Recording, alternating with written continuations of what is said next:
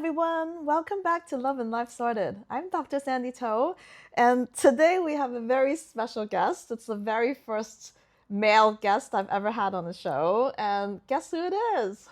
Well, it's my husband. Yeah, it's Justin. Hi everyone. This is my first ever podcast interview, so I hope it goes well. Yeah, it will go well. It's just like a normal chat, a normal everyday chat. Yeah, except it'll be like broadcast to the world. Yeah, I'm sure I'll be all right. Yeah. Okay, so let's jump in. The reason I wanted to have you on here is because, well, it's our 10-year anniversary, right? Yeah, time flies. I know. It's crazy, right? Yeah, it's our 10-year anniversary. Can you believe it? Like at a blink of an eye. And yeah, we've grown old together, like older together. If you look at the photos, we were just so green when we first took photos of us on our first ski trip in Finland. Yes. But on the other hand, like it feels a very short time, but it also there were lots happened during this time. Yeah. For me, it was, yeah, it in a way it felt fast, but in another way, yeah, a lot has happened, and yeah, we've gone through a lot of different phases, I think. Yeah. Okay. Well, another reason why it's so special that I had to have you for my guest was because it's also Valentine's Day coming in a few days when this episode airs, right? So I really want to take this opportunity to both have a Valentine's special episode with me and you, and also to celebrate our 10-year anniversary this year. Isn't that really special? It is very special. Yeah, thanks for and agreeing. also with the Chinese New Year coming on. Yeah. So this year is so special because it's like an overlap of the Valentine's and Chinese New Year, which doesn't happen often, right? Not very often, but it has happened before, but anyway. Yeah, usually Chinese New Year isn't that late. It is late, yes. Yeah. Okay, it gives us more time to plan. But anyway, like, remember you said a lot has happened? I think the string of events, like, the most significant is us having a child. Yes. And in terms of our 10 years as married couple, I think it has come quite early. Our son was born 1 year into our marriage. So in essence, we had like just a year as a couple and 9 years as parents. Yeah, that's true. We started really early. Like, okay, first our decision to get married happened really quite soon when we started dating, was it? Within half a year? Yes, so no. Yes and no, I think. It depends on how you see it. We didn't wait for long. We kind of decided quite, at the moment it felt right. Mm-hmm. Do you think so? To get married at the time. I think it was under a year since we met, then we decided to get married.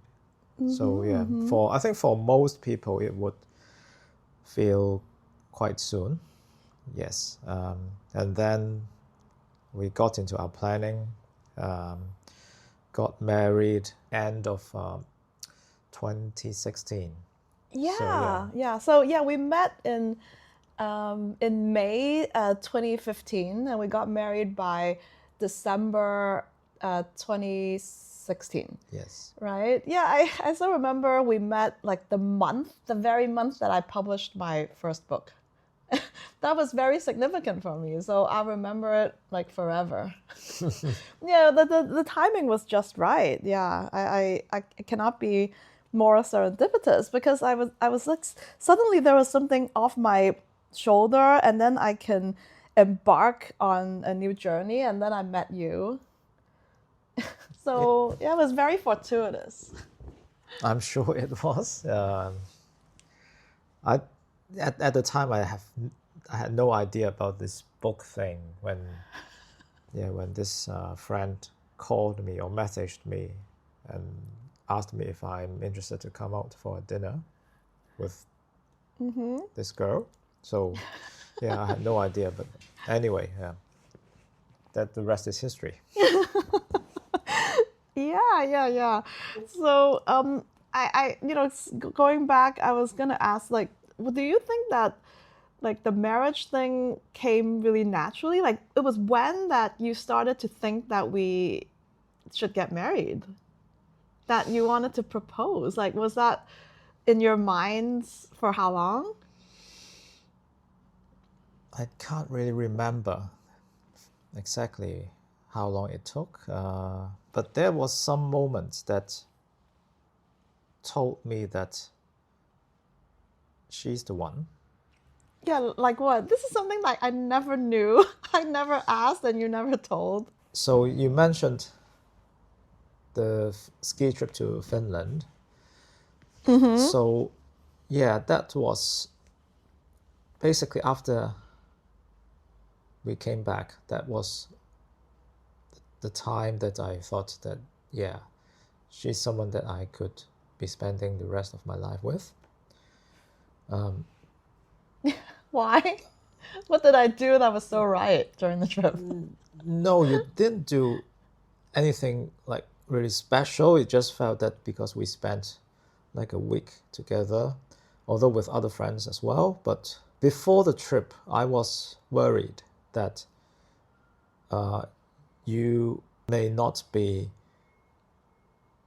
interested in what I like. Like I like snowboarding quite a lot.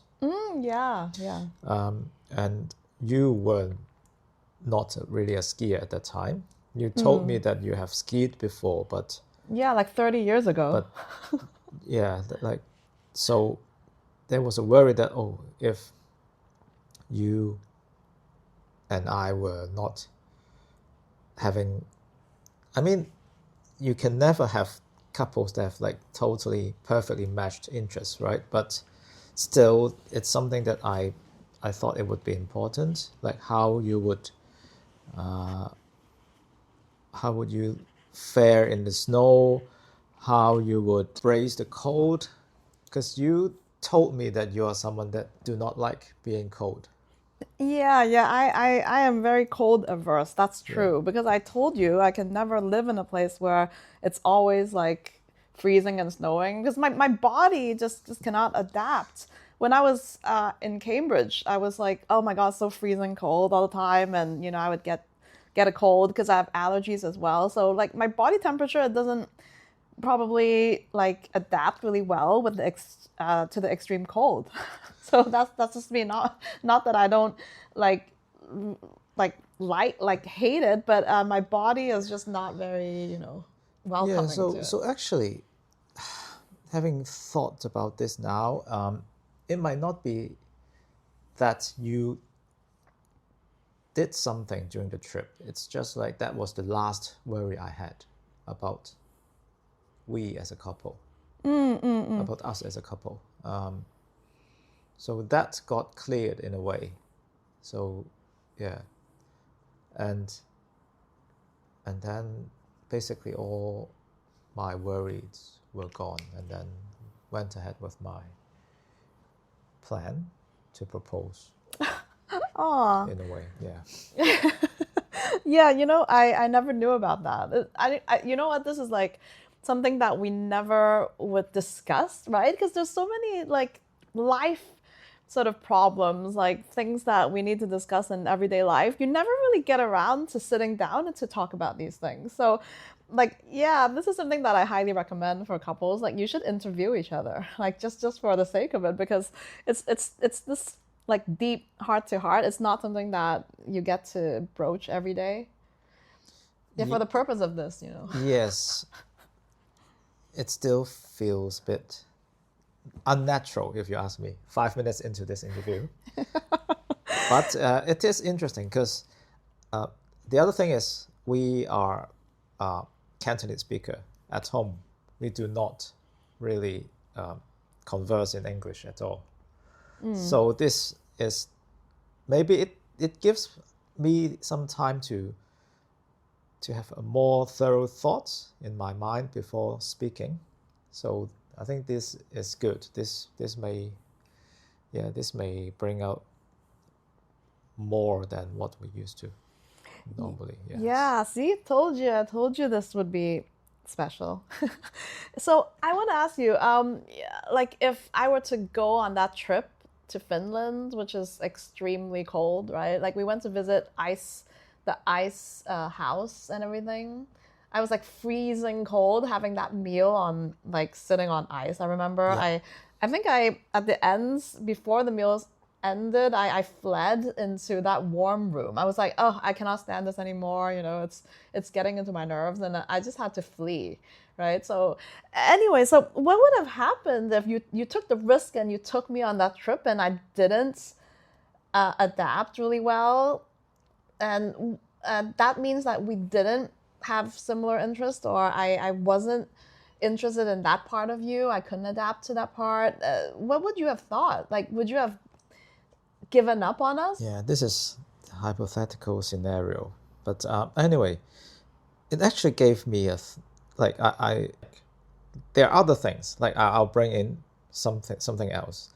That was just one thing that I said I was worried about, but along the way, as I said, there's no way that a couple are perfectly compatible with each other. There are other things that the two people would think differently or have different opinions. My take on this is that one has to understand the other's point of view, or to understand that there's always gaps between people. And to adapt oneself's mindset to how to cater for this gap, or how to manage this gap. I think that's really the point. Like, if it turned out that you couldn't stand that, I would have to accept it as a fact and try to work out ways to manage it and see other things, other side of you, and how important you are to me for the other aspects. Like skiing is just one part of our life, right? But anyhow, that was just something I liked, and that's why it's one worry for me. But if that happened to be I wouldn't say a problem, if that happened to be an issue, then I'm sure that we would find ways to work out something. There's always ways to compromise, or there's always ways to work out solutions, I'm sure. But it is key, I think it's important to understand that there's no perfect match. Okay, well that's very realistic. Yeah. Yeah. You know, like before we went on that trip, I also had some reservations. I think I was fretting for like weeks on ends when you invited me on that trip with your friends as well, because like I sort of you know, like I was thinking, I haven't been skiing since childhood. That's like so extreme. My last time I went was actually probably when I was in my teens or something. So that's quite extreme. Although I do claim that I know how to ice skate, so I'm not that, you know, it wasn't like I've never done this before, but still, like I was quite worried because of the cold, and that I would get sick, or that I would look bad in front of your friends, because it's the first time I would go on like an extended trip, like spending a week with people I didn't know, right? So I was like a bit scared that I would look bad, or look bad in front of them, or they wouldn't like me or something. So I think I was fretting as well, but I'm glad that it went well. And you brought another facet into my life that I didn't know I had, like this outdoorsy sort of side of me, because I was never outdoorsy growing up. Like I didn't even know how to ride a bike when I grew up in the US, and that's like quite people would think that's quite miraculous because how do you get around? Like you have a driveway, but I have a bike. I had a bike on my birthday, but no one taught me how to ride it. So I'm that unsporty. Like I never played sports, and I just like was so like indoors and stuff. So you brought that side out of me. So ever since knowing you, like I had the ski, I took up skiing again, like, and I learned how to ride a bike when I was 40. So that's like quite significant. Yes, that's true. Like, I mean, these are the things that couples do, right? You bring out the other half's unseen side, good or bad, probably. Yeah, sometimes good, sometimes bad. But like these two things, skiing, cycling, outdoor sports, etc. These would prove to be very, very, very beneficial to us as a family, especially with our sons. Yes, playing into yes. The picture. Yes, Yeah. coming into the picture. And yes. I recently took up badminton again. I can't believe I still remember how to play, like because of him and you guys. Like, because if you guys play, I don't want to be left out, right? Exactly. So yeah, it's like recreationally we played some badminton now, weekly or bi-weekly, but yes, it's something that's beneficial as a family's activity. I think we do a lot of things together now, three of us. So always finding new things to try. I think that would help us grow as a family. Yeah. So I want to ask you, is there something that like a side of you that I brought out that you previously didn't have? There was one thing that you actually mentioned that the son brought out from me was my temperament. It went bad sometimes, but Yeah. You know what? Before we had our son, I've never seen you throw a tantrum before. I've always seen your mild side. I didn't know you were capable of throwing such a huge fit. Like I didn't even know you had that fiery temper in you. It was like our son sort of brought out the worst of us, right? We never got into a fight before that we needed to yell. Like even if we did, it was just like not involving shouting or anything. It was just like maybe negotiating or like just being sort of it didn't involve such like temper tantrum. But in front of our son, I think he brought out the worst of us. But I think that's a bit off topic for this conversation now. Yeah, it's not parenting. Yeah, maybe in the future. Yeah. One thing was that I've never done before until we got married or until I met you was going to art fairs and try to appreciate art. I've never been an art person. I draw things really, really badly. One joke or one thing that I've always been telling people was that there was a primary school assignment, art assignment, that asked us to draw something. I think I drew a dog. And then after I finished that, I started crying because it looked so ugly. I thought I could not believe how ugly it was. So that's how not unarty I am, right?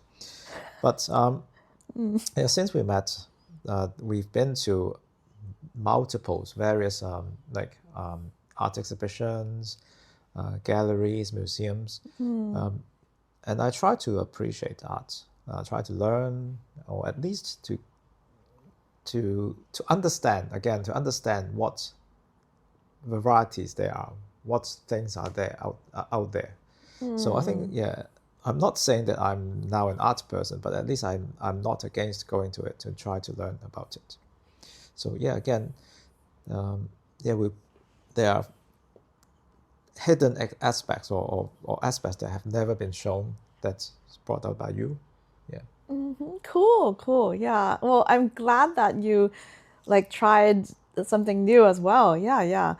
And I think that that's what couples do, as you said. Like I think they try to bring out like new things to each other, and they try to complement each other, right? Yes, and like pragmatically, there are also things that couples would complement each other. Like you as a person have a very pragmatic approach to getting things done. You get things done very, very efficiently. Yep. Thanks. Yeah, you decide that there's something to be done, you do it in a click. I am not that person. I procrastinate a lot. So there are things that if I felt that I could not do it, or I just felt that you are the better person to do it, I would say so. I would leave that task to you. Yeah, they're definitely, yeah. It's important that couples have This complementary this yeah aspect. yeah like yeah. It is, for me. It's an important aspect. Yeah, for sure. Yeah, I agree. I am like fiercely pragmatic because I don't want to, as I told you, I don't want to have to remember so many things in my brain. So when I think of something, I have to do it immediately, or I write it down and I do it the next second. So I don't have to cram so many things like in my brain. I just don't want to think about it, right? So if it's like small things, then I would just get it done. I don't want to think about it, obsess about it, right? But the bad thing is sometimes it's really like a rash decision, like as you said, like I sometimes I don't deliberate. I just say, "Oh, I want to do it," and then I just go ahead and jump into it without thinking that much about it. So for you, sometimes you would give me some advice if it's big things. Like you would say, "Oh, you need to think about it in different perspectives." And I've sometimes, heeded the advice, and then I would go back and say, "Oh yeah, okay, I gave a thought, and then maybe I should think about it, like sit on it a bit longer, and decide if I want to do it." So, but for me, I'm like really spontaneous, so I just, just like jump into it without thinking. Right. So I think that we complement each other well. Like sometimes you're procrastinating maybe works well in some things, but for like my jumping into things works well when it's small things. Like maybe, I don't know, calling something to make a reservation like immediately once I think about it, because I don't want like the place to be like gone or something. Something like that I think works. And also, I think our complementary thing works well in that sometimes, when I'm feeling really like angry or I'm fuming, you would tell me to like slow down and not get so mad, and to like think of things from another perspective. And I think that helps too, because like you're the calm collected one in the relationship, and I am the sort of rash and impetuous one in the relationship, and I think that works. I know a lot of girls who are like me, a bit hot-headed, and then they always tend to find like the best partner in men who are more deliberate and more calm and cool. It rarely works when like both people are fiery. It would be like a clash. So it's interesting how, yeah, like a lot of girls I know are like that, and then they found partners who are actually on the mild side, and it helps them calm down, like become more like emotionally secure. I think the whole thing just becomes much better. Yeah, I think most people would believe that these would work better, having two people complementing each other. But I think it also depends on the person. Different people, different person have different views of this. some people might prefer to have have similar characters as them. They say someone may be hot-headed. She may not be able to stand someone that's so relaxed or so slow with things. So again, I mean, we are all individuals, right? So we what works well for us may not work well for everyone. But again, this is just what I felt. You know what? I think this again comes down to sun signs, like our star sign compatibility, which I keep talking about, because it's just so relevant. Because I'm a Virgo, I'm an Earth sign. I'm like very practical in my approach to life, but because I'm Earth and Earth can get dry and arid. So I really need some like water in my life, like some like emotional nourishment. And like you're Cancer, so I think you're really good at giving that, even if you don't know it. But I just feel like more nourished. I think like as an Earth sign, sometimes I just get like like too pragmatic, and the the nourishment is what I need, like spiritual nourishment. So coming from you. Right, that's something that I do not know much about. Star signs are not what. Again, it's something that I have never been exposed to until I met you. Yeah, so what do you think is the number one challenge in a 10-year marriage? Because it's like quite a long time. Yes. Let's not talk about parenting again, okay? I think the number one challenge would be to understand, like what I mentioned before, like to understand what it would work, what is needed for this relationship to work. To understand the dynamics, what like when something happened, some conversations happened, what brought us those conversations. Maybe those conversations were not happy conversations, but if those conversations happened, we need to sit back a bit and review ourselves. Like, why did that happen? And the key is not who's right or who's wrong. I think the key is whether we gave each other enough space or time to express ourselves clearly, or express ourselves what we really think. And at the same time, did we give ourselves enough space to express ourselves? So it's a two-way thing, I think. You want your partner to tell you or to be honest with you, and at the same time, you have to be honest and express yourself to your partner. I think that's a continuous process, kind of. So although it's not really a rigid process, but like it's something that I've always been telling myself in the back of my mind that before you do an action, before you say anything, just give this a thought. Just give this a thought. How would she feel? How would she see this?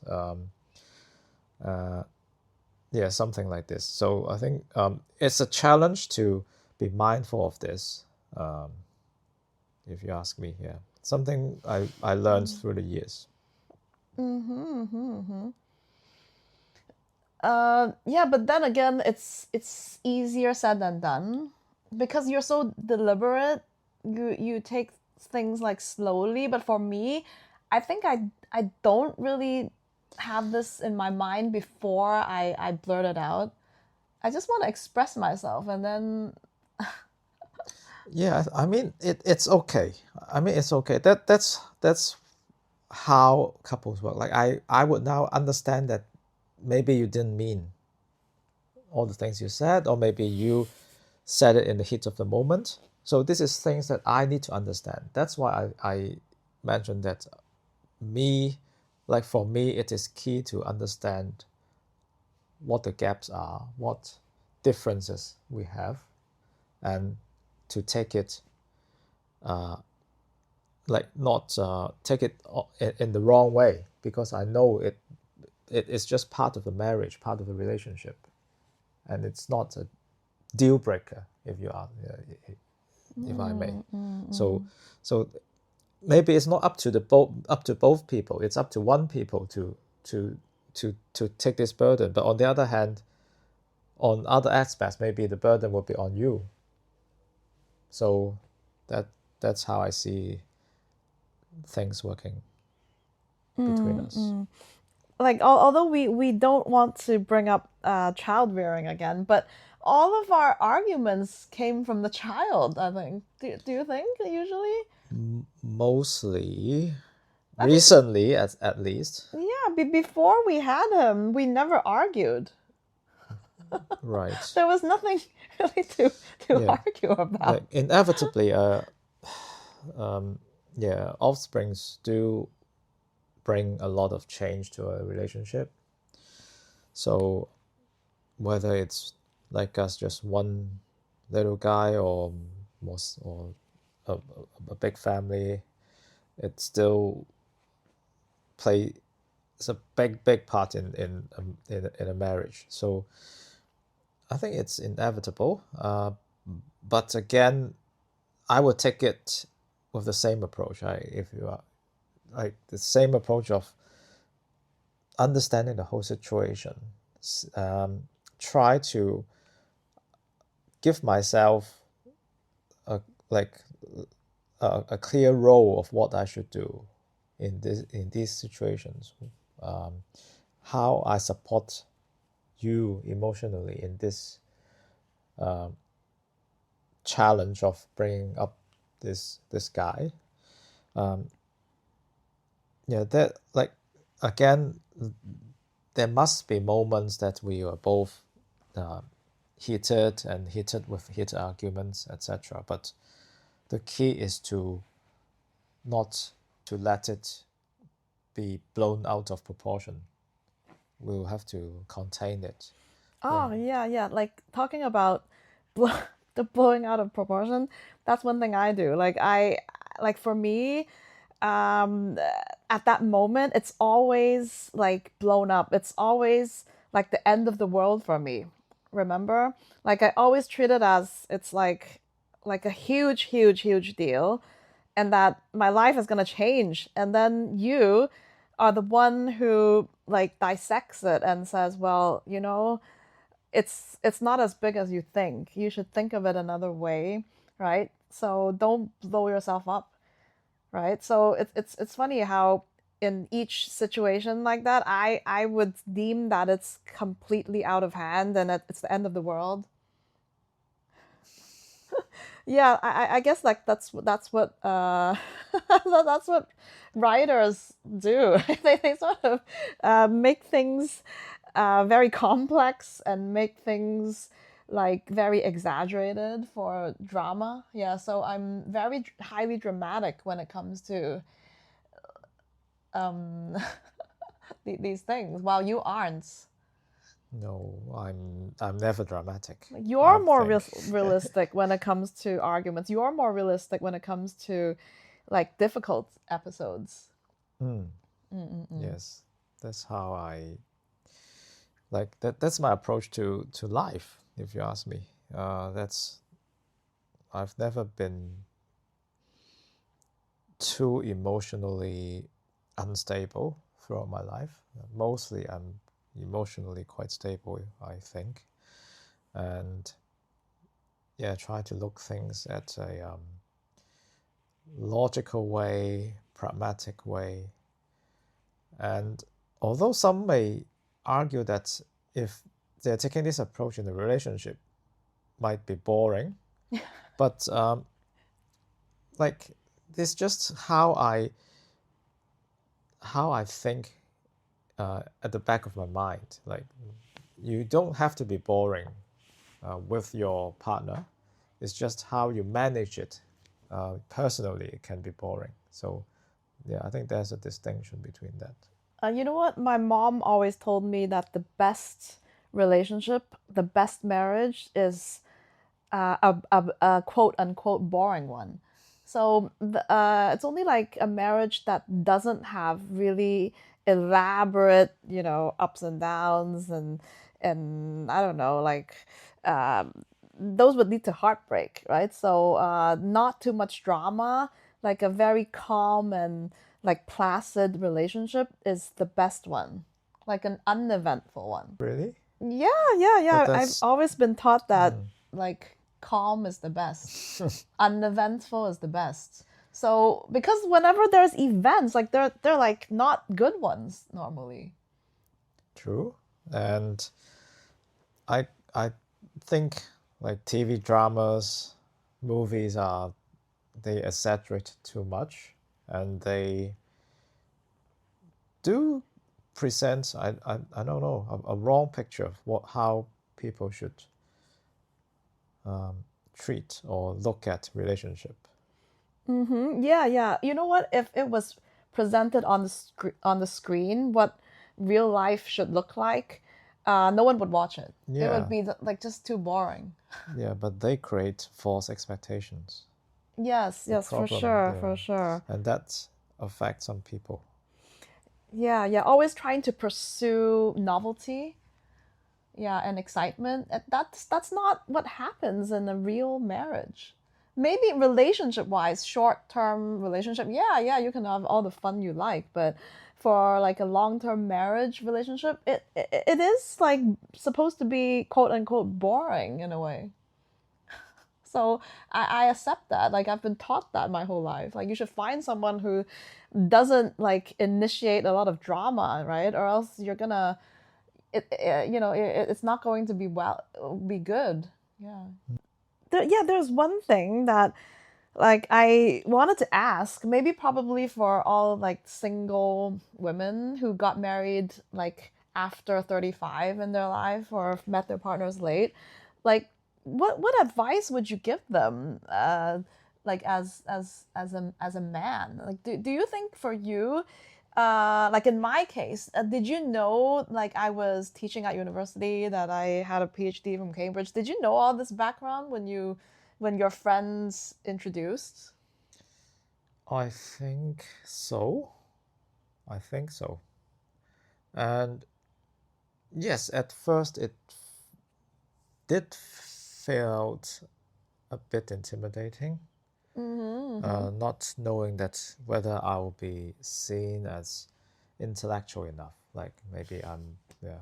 So it was, but for me, I quickly forgot about it, and not, yeah, not thinking about it is the best way. Just seeing the person in front of you as someone, as a friend at first, or yeah, someone that you interested in, but try to understand her personality, her interests, rather than what she really do, how what she do at work, etc. So that's yeah, that's how I approached it.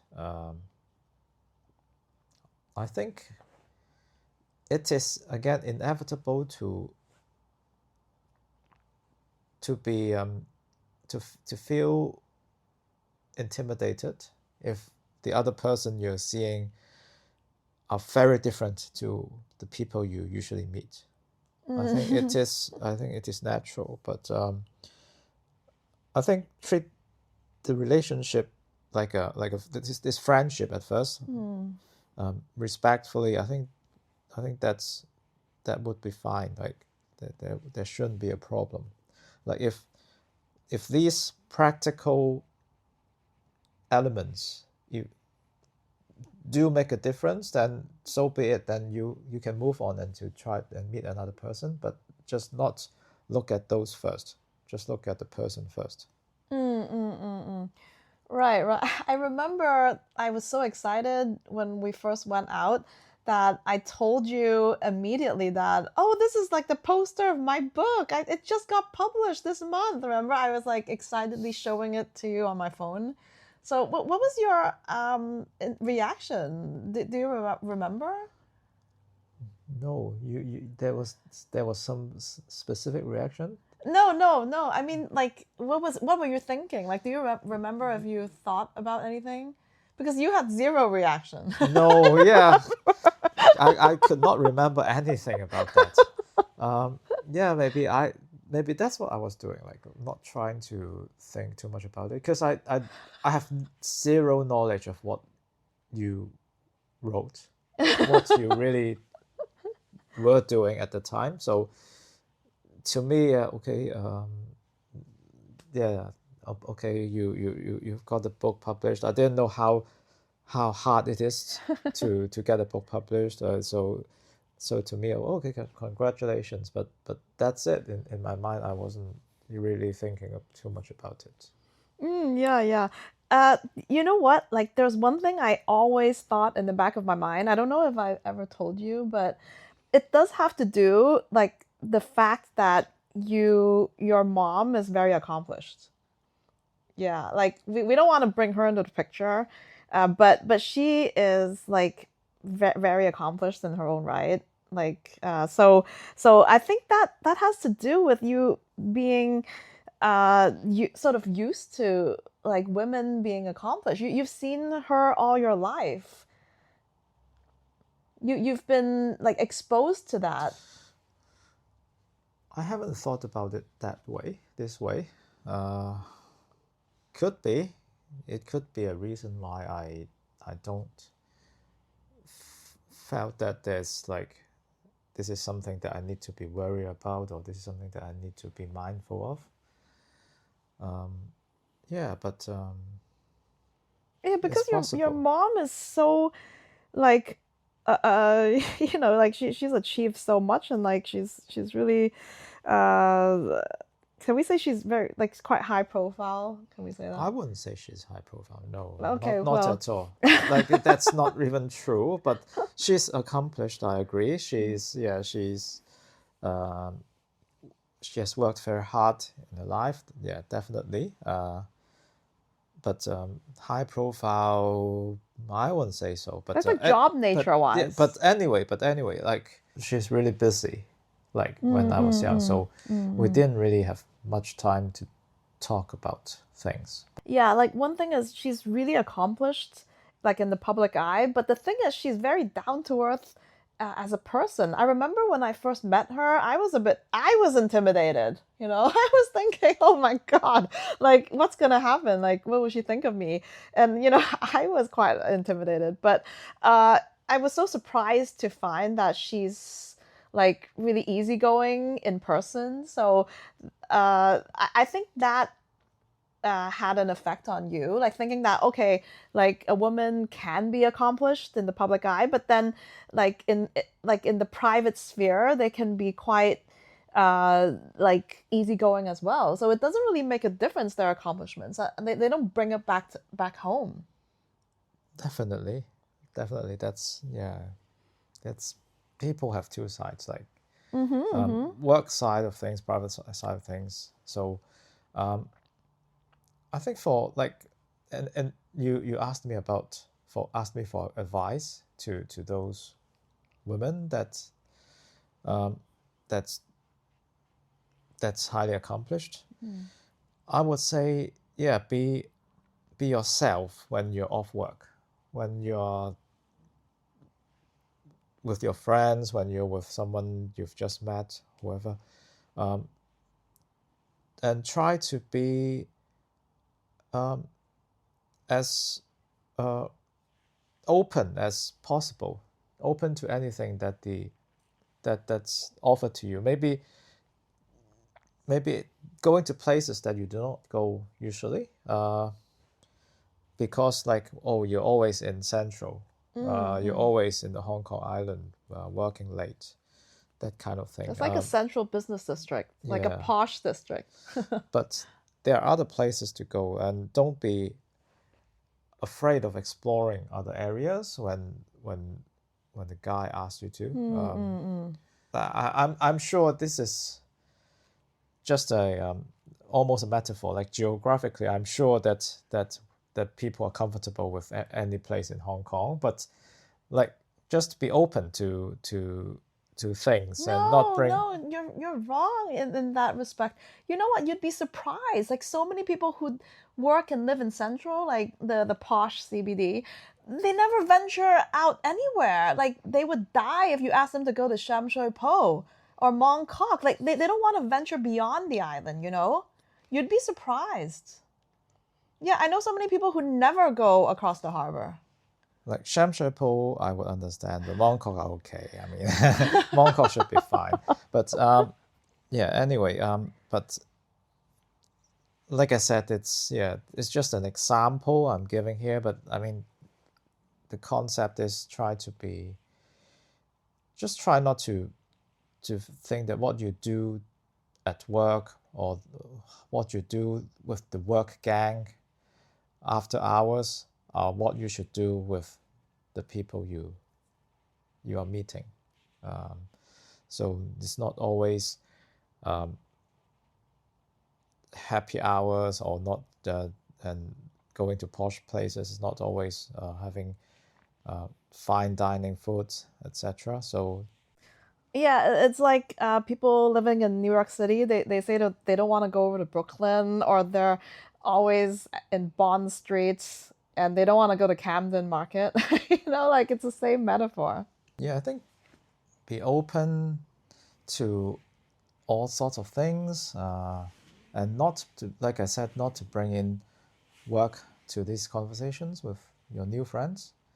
Not talk about work, and also try not to talk about, I don't know, like current affairs. Like, I mean, current affairs are good conversation starters, but we try to... Why not? Yeah, try to talk about things that that's have like a softer side. Yeah, but what do you mean by current affairs? Like politics? Yeah, like not really, like try not to talk about. They're definitely not politics, right? Definitely shouldn't be talking about religions, right? But but like we can talk about what's happening, what's viral on the internet. Yeah, those sort of things. But never the work. I would say, unless what you do are closely, it's quite public. Unless that's the, if that's the case, then maybe it's a good thing. It's an interesting conversation starter. But generally, like for highly accomplished women, if you're a lawyer or if you're a doctor, to someone who's not, if you talk about work, it would be really boring and intimidating. Oh. Okay. Yeah, I agree. That's what I mean by going undercover on a date. You should not reveal that side yet until the guy gets to know the real you first. Like your personality, your character, like that has to come first, has to shine through first. So, you know, to override the intimidation. But if you start with work, you know, the thing that you're most accomplished in, then like anyone would be intimidated. So that's like perfectly normal. Okay, so yeah, thanks so much for being on my show. Thank you. Yeah, it's a really special experience. Like these are things that we rarely talk about on our own, because there's really not the space or the time, you know. we don't talk about this stuff. We talk about like normal everyday life more, right? So yeah, thanks for the heart to heart, and thanks for sharing your views. And here's to like many more 10 years in our marriage. Yay!